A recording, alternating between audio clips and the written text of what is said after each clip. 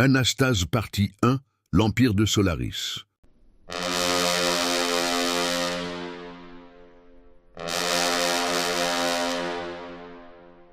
Chapitre 4. Le cortège impérial Cassiopée, capitale de la 6e province, Rigel, l'Empire de Solaris, Anastase, serviteur. Tout était prêt. La place d'armes était silencieuse. 10 000 soldats étaient prêts à recevoir la venue impériale. Lorsque l'on approchait de l'académie militaire de Rigel, on était frappé par la vasteté de son esplanade en éventail, bordée de 3 larges avenues. L'avenue des héros, l'avenue de la guerre et l'avenue de la gloire. Chacune convergeait vers la grille d'honneur, débordante de dorures et ornée du sceau solaire de l'Empire. C'était là, à la limite du profane et du sacralisé, que l'Empire se montrait dans toute sa splendeur. Sur cette esplanade était rangée en formation toute la 33e Légion, commandée par le légatus Cassius Varentius. Une fois la grille franchie, on entrait dans la véritable place d'armes, une vaste cour, délimitée par les bâtiments symétriques de l'Académie. 3 espaces distincts y étaient visibles. Le bâtiment de cavalerie et ses écuries à gauche, celle du corps médical à droite, et enfin au centre le bâtiment central qui menait au bâtiment des officiers. Des légionnaires, des tireurs et des ingénieurs et artilleurs. Ce dernier était doté d'immenses portes de bronze du grand hall. Le sol était nu, parfaitement pavé, prêt à accueillir une parade démesurée. Anastase était, comme ses camarades, partagé entre l'impressionnante solennité du moment et une excitation difficilement contenue. Devant lui s'étalaient les forces vives de la province. Cohortes de légionnaires, archers, cavaliers, tous en formation parfaite de part et d'autre du chemin central. Tout le long du couloir humain de la place d'armes extérieure se tenait la première cohorte de la 33e. 500 hommes dirigés par le primus commandant Valérian. En progressant au-delà de la grande porte, sur la place d'armes intérieure, cette formation cédait la place à 400 gardes prétoriens de la province. Enfin, sur les 6 marches elles-mêmes du bâtiment central, se dressaient les hommes forts de la province. Les tribuns, questeurs, préfets, commandants de cohorte, une centaine de hauts dignitaires, figés comme statues. Derrière eux, se tenaient les 4 légatus de Rigel, reconnaissables à leurs armures richement décorées. À leur côté se trouvait le gouverneur de la province, Lucien Vortem, en toge d'apparat pourpre impérial brodé d'or, et le magistrat de la cité, Calvus Dréon, vêtu de pourpre également. Ce groupe formait le sommet de la hiérarchie civile et militaire de la province, occupant le palier haut des marches, à l'entrée même du grand hall. Derrière ce noyau, les 4 aqualifères de la province tenaient les hampes surmontées du soleil rayonnant, emblème de Solaris. Aux extrémités de la formation, des cornissons et des signifères portaient instruments et étendards. L'ensemble formait une mosaïque militaire de près de 200 hommes. Les élèves officiers, futurs piliers de l'Empire, étaient alignés derrière les prétoriens de la colonne gauche, tandis que les ingénieurs et les artilleurs se tenaient derrière ceux de la droite. Tous au garde à vous, droits, bras tendus, tête haute, immobiles. Cosmas avait les yeux écarquillés, fasciné par les cornissants et leurs multiples instruments.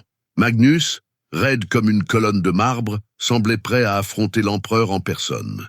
Ce n'est pas la famille impériale qu'on aurait dû inviter, ironisa Lysandre. Ce sont toutes les nations rivales. Anastase hocha la tête. C'est vrai, pensa-t-il. Avec un tel spectacle, 1000 années de paix étaient garanties. Un messager surgit au galop. 2 prétoriens se portèrent à sa rencontre. L'un prit les rênes, l'autre stabilisa la selle.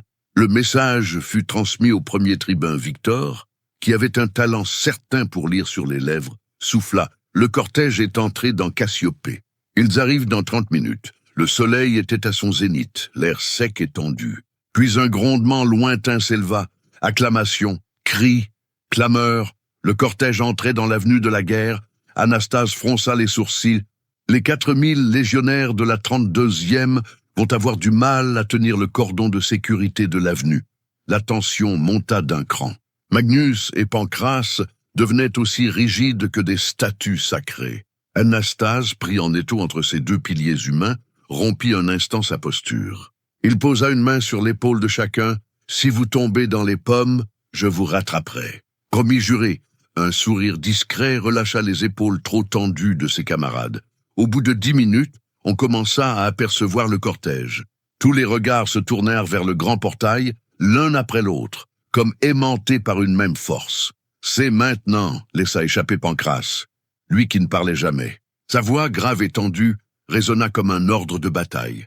Il n'avait pas crié, mais ses mots eurent l'effet d'un centurion préparant ses hommes à une charge contre une cavalerie ennemie. Puis, au loin, apparut d'abord l'avant-garde, une vingtaine de prétoriens de la garde impériale, la première légion, la plus prestigieuse unité militaire du monde.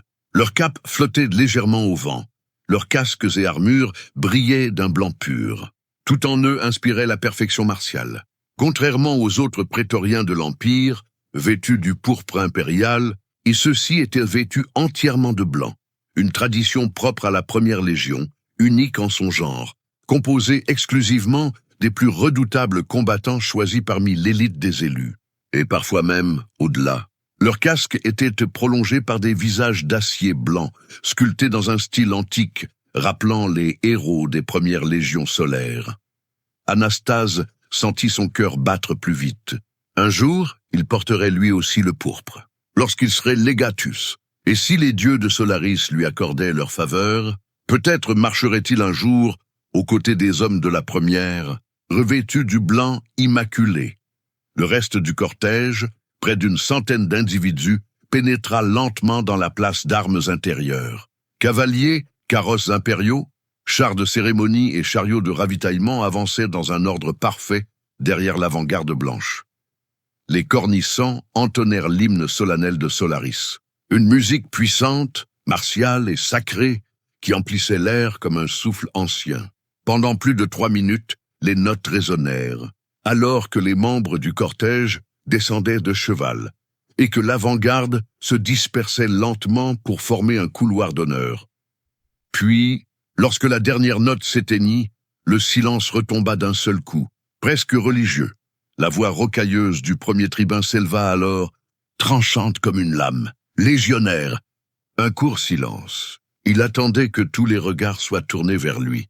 Saluer Solaris.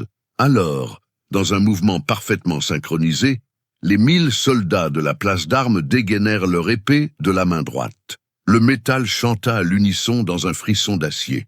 Les lames furent levées haut dans le ciel, le bras tendu, légèrement incliné vers l'avant, comme pour capter la lumière de l'astre sacré. Les hauts dignitaires impériaux, une vingtaine d'hommes en capes richement brodées, entamèrent leur lente marche en direction du grand hall. Gravissant les premières marches de l'académie, à leur passage, les soldats poursuivirent le salut rituel. Deuxième temps, la main tenant l'épée descendait lentement jusqu'à la poitrine gauche. Le regard se baissait, humble, face à la grandeur de l'Empire. Troisième temps, une fois les dignitaires passés, les épées étaient abaissées vers le sol, leurs pointes inclinées, la main tournée vers l'avant, les doigts serrant la poignée avec respect. La tête se relevait enfin, lentement, pour fixer droit devant, l'horizon, l'avenir, le devoir. Le silence était lourd, presque solennel. On n'entendait plus que le frottement étouffé des bottes sur les dalles sablées. 20 hommes, incarnation du pouvoir, faisaient frémir une armée entière par leur seule marche. Cosmas, impressionné, chuchotait « Regardez, c'est la famille impériale Aurélia, le petit prince Ménandre, la princesse Aemilia, et Démétrios Aurélia, le grand maréchal, souffla Anastase. Comment tu le sais? Demanda Victor. Personne ne prit la peine de répondre à une telle question. Lysandre plissa les yeux. Je vois des légatus de plusieurs provinces à la couleur de leur crête. Magnus acquiesça. Blanc pur pour la première légion, jaune solaire pour les terres solaires, rouge écarlate pour la 5e province d'Antares. Victor, déconcerté. Comment tu sais tout ça? Magnus, moqueur, tu comptes passer la remise du casque, cancre? Pancrace s'écria soudain. Là, un des 4 maréchaux de l'Empire. Cosmas, incroyable. Que de dorure. Magnus exalté. Regardez, Hélios le Grand. Ah oui, c'est bien lui. Dites, Victor. Puis après un court instant de réflexion, il est legatus. Magnus s'emporta. Pas du tout.